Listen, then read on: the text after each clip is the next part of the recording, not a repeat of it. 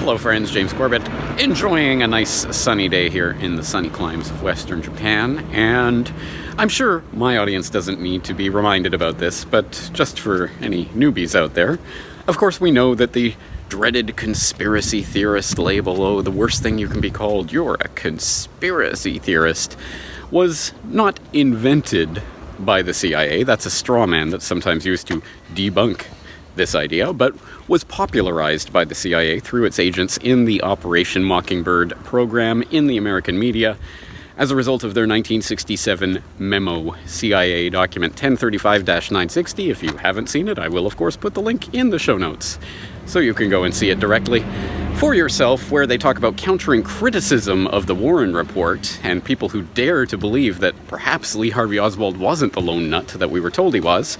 Well, one of the ways that they suggest countering such criticism is to label the crackpots who deride that notion as conspiracy theorists. They do use that term in the document.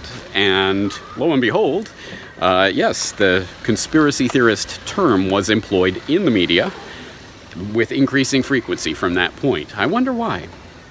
Well, as I say, I'm sure most of my regular audience already knows that story, so I got an interesting little thought experiment in recently via email from Jacob? I actually don't remember the name, so Jacob, or whoever you are, I'm very sorry if I got your name wrong, but I did appreciate the thought experiment, which was basically along these lines.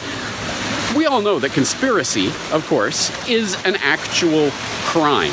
Conspiracy to commit murder, conspiracy to launder money, conspiracy to commit bank robbery, whatever. People are actually charged with and convicted of the crime of conspiracy every single day. But so technically speaking, any police detective that's looking for unnamed or unknown associates of the person who they have in custody is a conspiracy theorist. He's theorizing that there may have been a conspiracy.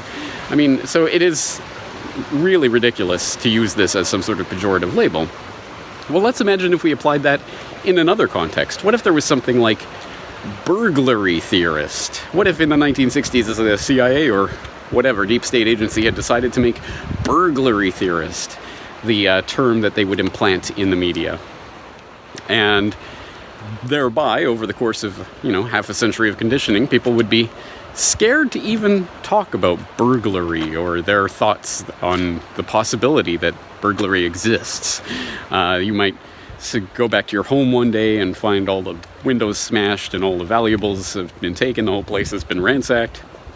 And you turn to your friend and you say, I think there was a burglary here. And your friend, oh, you burglary theorist, what are you talking about?